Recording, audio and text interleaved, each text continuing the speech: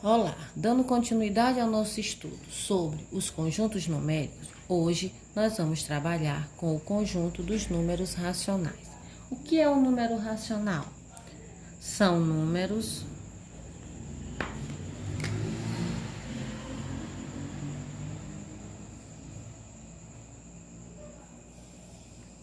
que podem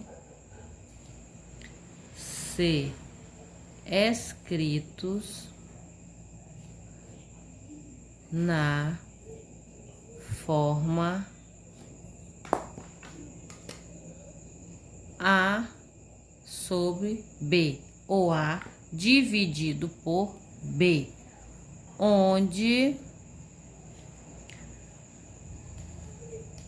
A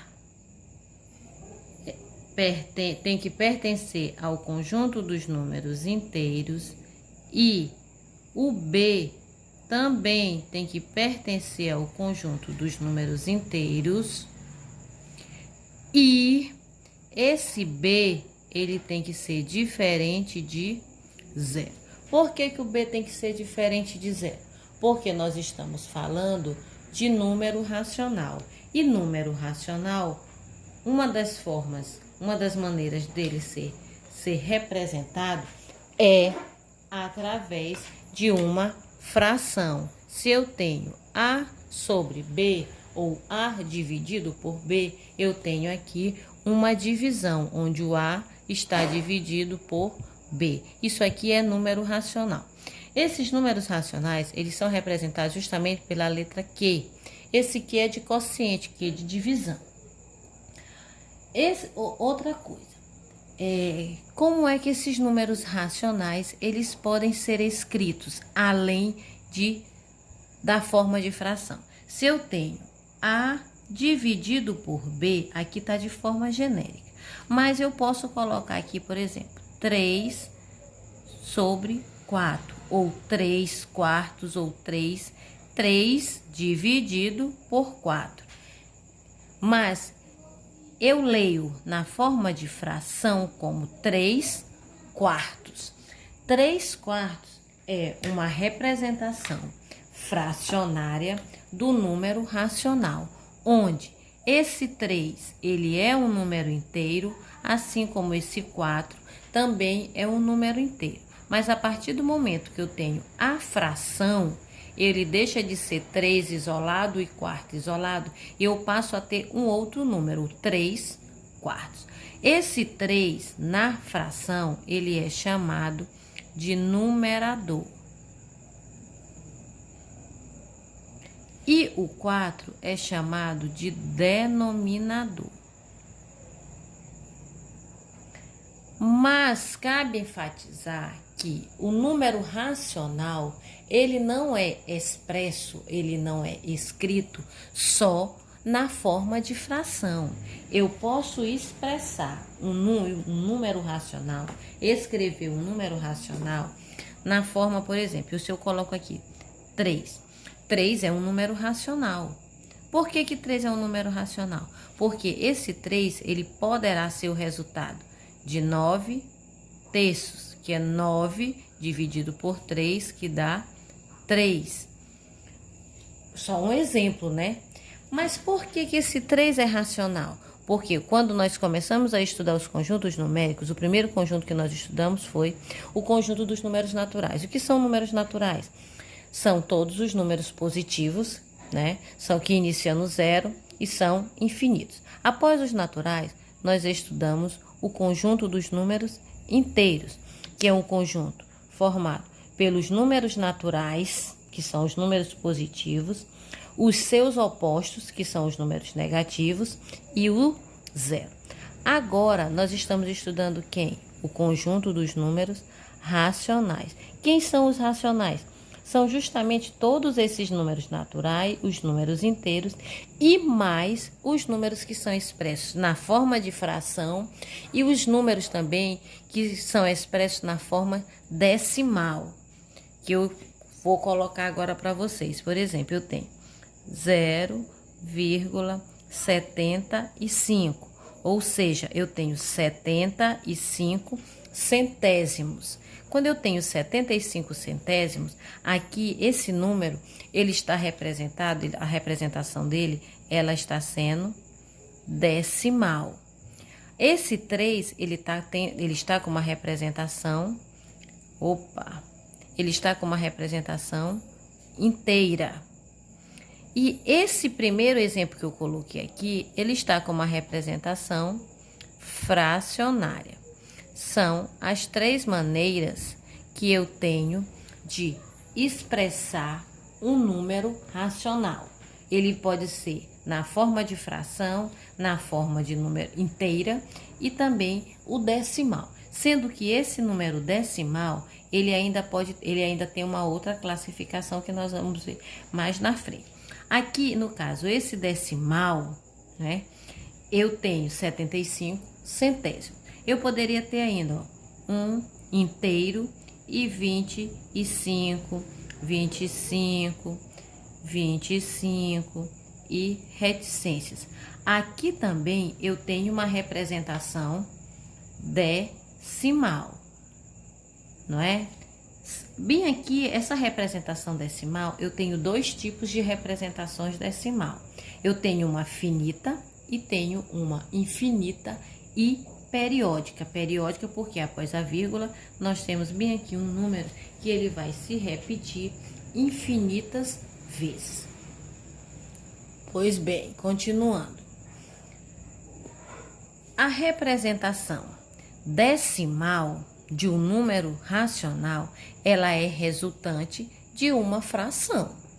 Se eu tenho, ó, por exemplo, 1 meio, 1 dividido por 2. 1 meio, nós sabemos que é uma metade, não é isso? É a metade de um inteiro. 1 meio é a metade. Mas como é que eu transformo esse número racional fracionário em um número racional decimal? Simples. Nós vamos, como foi falado, os números racionais são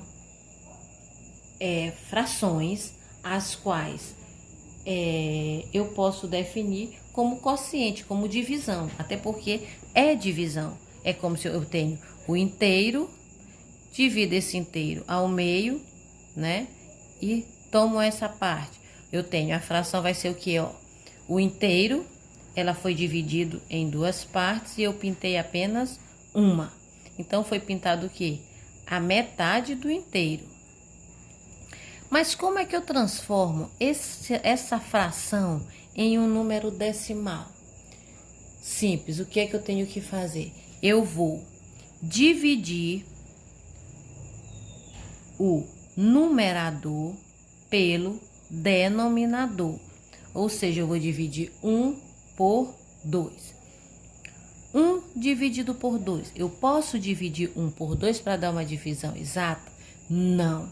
Então, eu vou acrescentar um 0 e uma vírgula no quociente e um 0 ao lado do dividendo. Agora, eu tenho 10 dividido por 2, eu tenho 5. 5 vezes 2, 10. Vamos subtrair. Aqui eu estou usando um método longo para fazer a divisão. Então, 1 meio é a mesma coisa que 0,5 ou 5 décimos. Eu transformei a fração em decimal e posso fazer agora o contrário. Transformar esse decimal em uma fração. Como é que eu faço isso? Olha só. Quando eu tenho, após a vírgula, a quantidade de elementos, de algarismos que eu vou ter após a vírgula, vai determinar o meu denominador. Como é que ele determina? Se tem um algarismo após a vírgula, no meu denominador será 10, porque tem o algarismo que está na ordem dos décimos. Se tiver 2 centésimos, 3 milésimos e assim por diante. Então, quando eu vou determinar a fração que resultou em 0,5 ou 5 décimos, que é a leitura, eu vou ter o meu numerador vai ser quem? Vai ser o 5, vai ser o número decimal em si. Como tem o zero na frente, a gente exclui o zero e só usa o 5. Tem quantos algarismos após a vírgula? 1. Como tem apenas um, eu vou usar 10. Mas por que 1/2 é igual a meio, é igual a 0,5, que é o 5 décimo, e 5 décimos decimal é igual a 5 décimos fracionário? Como é que chegou aqui em 1/2? Olha só o que aconteceu, o que a gente tem que fazer. Nós temos que fazer a simplificação. O que é simplificar? É ir dividindo tanto o numerador quanto o denominador por um mesmo número, de modo que torne a fração irredutível. Busca-se sempre o maior divisor comum. Qual é o maior divisor comum entre 5 e 10? 5. Então, eu tenho que dividir os dois termos pelo mesmo número. 5 dividido por 5, 1. 10 dividido por 5, 2. Chegamos ao 1/2. 1/2 é igual a 5 décimos na forma decimal. 5 décimos na forma decimal eu transformo em fração. Eu tenho 5 sobre 10, que é 5 décimos. E eu vou simplificando até chegar a 1/2, que foi a fração que resultou primeiramente lá em 5 décimos, ok? Isso eu posso fazer com todo o número decimal. Eu posso transformar o decimal em fracionário, assim como eu posso transformar o fracionário em decimal. Para transformar a fração em decimal, divide-se o numerador pelo denominador. Nesse caso aqui, para transformar o decimal em fração, nós vamos usa-se a regrinha, ó. É uma regra, então vai ficar 0,25. Aqui, o número que está após a vírgula, ou o número decimal, ele vai ser quem? O meu numerador. Quantos algarismos eu tenho após a vírgula? 2. Como eu tenho 2, então o meu denominador vai ser 100, ok? Essa é uma das maneiras, isso é transformar o decimal em fração. E também transforma-se a fração em decimal. Para eu transformar a fração em decimal, basta eu dividir o numerador pelo denominador. E aí eu vou obter a fração ou o decimal. Como eu falei para vocês anteriormente sobre a questão dos números racionais decimais, nós vamos ver a partir de agora essa representação dos racionais decimais, que eles podem ter a representação finita e pode ter a representação infinita. É isso que nós vamos ver a partir de agora. Como nós estávamos falando, a representação de um número racional, eu falei que a representação ela pode ser finita, ela pode ser fracionária e ela pode ser decimal. Quando a representação é finita? Quando eu tenho, por exemplo, o exemplo são os números inteiros e naturais. Se eu tenho, por exemplo, ó, -2, 4, 10, 30, qualquer número aqui inteiro, ele é também racional e tem a representação finita. Quando a representação é fracionária, se eu tenho -4/3, eu tenho uma representação na forma de fração. Eu tenho 5/7, eu tenho uma fração. Eu tenho 1/100, eu tenho uma fração. Ó, representação finita, representação fracionária e a representação decimal.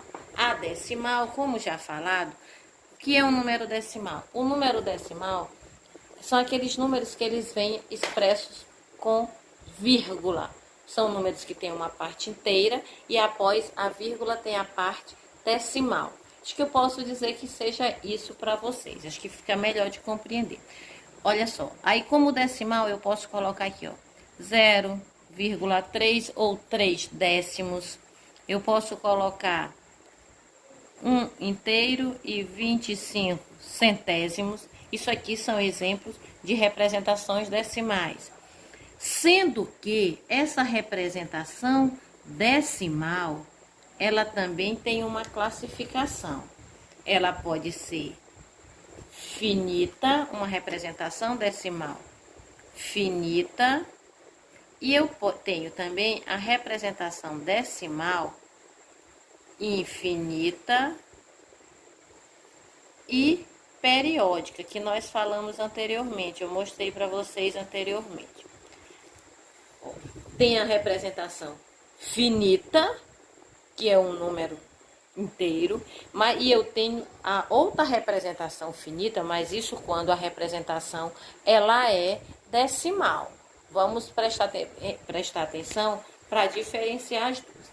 Quando é que a representação decimal ela é finita? Olha só aqui o exemplo para vocês. Olhando aqui, ó, os dois exemplos que eu coloquei aqui acima, ó, 3 décimos e 1 inteiro e 25 centésimos. Eu tenho dois exemplos aqui de representações decimais finitas, porque tem um número, tem começo e fim.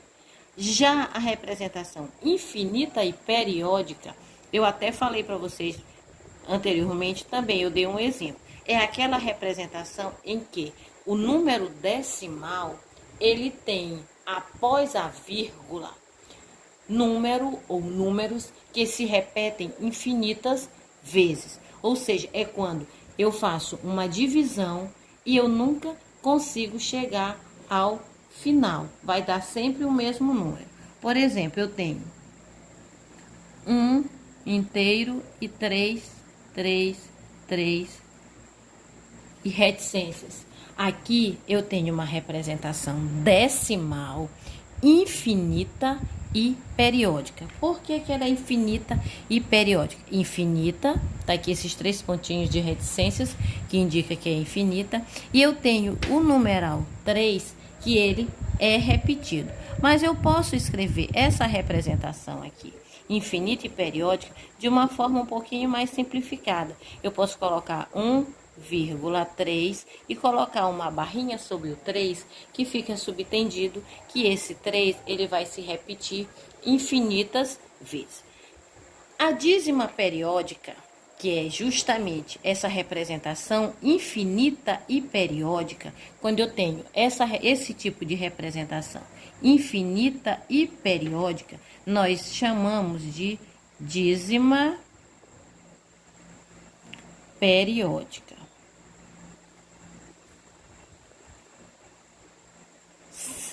A dízima periódica, ela também tem uma classificação.